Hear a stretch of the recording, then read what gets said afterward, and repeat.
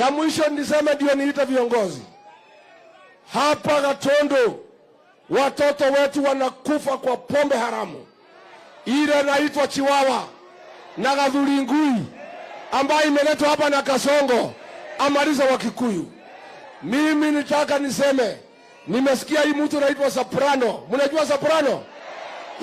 Ile Deputy President Bonoko. Ni Bonoko si Bonoko? Ni Bonoko si Bonoko?